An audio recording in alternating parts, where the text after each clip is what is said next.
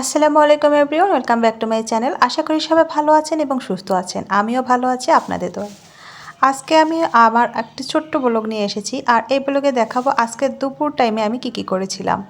হঠাৎ করে দুপুরবেলা ঘুমিয়ে গিয়েছিলাম, আর এই ঘুমের কারণে আমি কোনো কিছু রান্না করতে পারিনি দুপুরের জন্য, যদিও আমি একাই খাবো।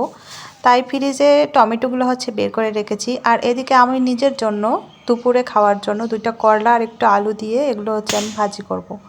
যেহেতু আমি একাই খাবো তাই বেশি কোনো কিছুর আয়োজন করি নাই। আর এদিকে গোসল করে এসে প্রচুর খিদা লেগেছে, তাই দুইটা করলা একটু আলু দিয়ে এগুলোকে আমি ভাজি করে নেব। আর এই ভাজিটা এভাবে খেতে ভালোই লাগে আমার কাছে মোটামুটি। আর করলার তিতা আমার কাছে তিতাটা খারাপ লাগে না, কারণ যে যেটার টেস্ট সেটা সেরকমই হবে, এটাই স্বাভাবিক।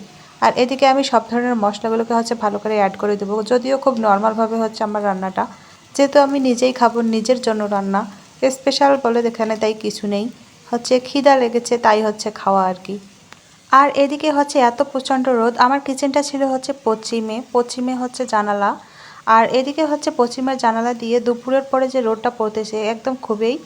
আর রোদের মধ্যে রান্না করতে মোটেও ভালো লাগে না, কিন্তু এটা না করে কোনো উপায় নেই। আমি জ্বালায় পড়ে গিয়েছি এই রোদের মধ্যে, কিন্তু তারপরে আমার খেতে হবে। এখন নর্মালি খুব তাড়াতাড়ি যেভাবে কাজটা কমপ্লিট করা যায় সেভাবে আমি ট্রাই করতেছি। সব কিছু মশলা দিয়ে দেওয়ার পর এখন এখানে সামান্য পরিমাণে পানি দিয়ে দেবো, দিয়ে নাড়াচাড়া করে ঢেকে দিয়ে এখান থেকে আমি সরে যাব, এই ব্যবস্থাই করেছি। এখন আমি পানি দিয়ে নাড়াচাড়া করব, যেহেতু অনেক রোদ তাই কিচেনে থাকা সম্ভব না। আর থাই গ্লাস দিয়ে প্রচুর রোদ আসে, এটা স্কিনের জন্য অনেক খারাপ। আর আমার রোদের মধ্যে রান্না করতে একদমই ভালো লাগে না। যখন কেউ বাসায় খায় বা আমি খাই না, ফ্যামিলির কেউ খায়, তখন খুব যত্ন সহকারে রান্না করতে ইচ্ছা করে। আর এখন নিজের জন্য রান্না মনে যেন কোনো রকমই খাওয়া গেলেই বেঁচে যায়, ঠিক এরকম। এখন যেহেতু আমি গোসল করে বেরিয়েছি, এদিকে চুলাটা ডিম করে দিলাম। দেওয়ার পরে কিছু কাপড় ধুয়ে রেখেছি, এগুলো আমি ছাদে মেলে দিতে যাব। দিতে গেলে আমাকে দোতলায় যেতে হবে ছাদের মধ্যে। আর এদিকে চুলাটাও জ্বলতেছে, এটাও আমার মাথায় রাখতে হবে। এখন আমি সোজা চলে যাব ছাদের মধ্যে, তাই কাপড়গুলো নেড়ে দেওয়ার জন্য এখানে ক্লিপগুলো কোথায় আছে, ক্লিপগুলো নিয়ে নিলাম।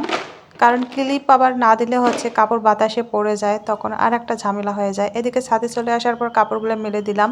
দেওয়ার পর আমার চোখের নজরে আর একটা জিনিস পড়ে গেলো, সেটা গাছের তাল।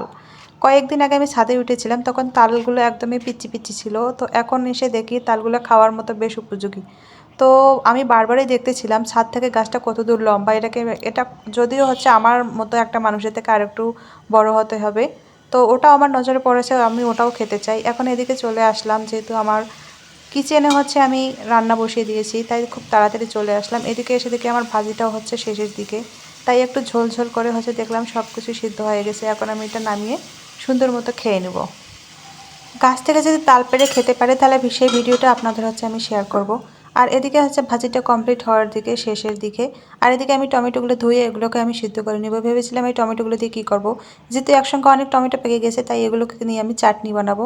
আর চাটনির রেসিপিটা যদি আপনারা দেখতে চান তাহলে আমার চ্যানেলের চাটনির রেসিপি আছে, যদিও তারপরে আমি চাটনিটা কীরকম হলো, খেতে কীরকম লাগলো আর দেখতে কীরকম হলো সেটাও আমি আপনাদের মধ্যে শেয়ার করব। তো সবাই আজকের মতো ভালো থাকবেন, সুস্থ থাকবেন। আর যদি আপনারা আমার চ্যানেলে নতুন হয়ে থাকেন অবশ্যই চ্যানেলটি সাবস্ক্রাইব করবেন, সেই সঙ্গে একটি কমেন্ট করবেন, লাইক করবেন। তো সবাই ভালো থাকবেন, আমার জন্য দোয়া করবেন। সবাই ভালো থাকবেন, আল্লাহ হাফেজ।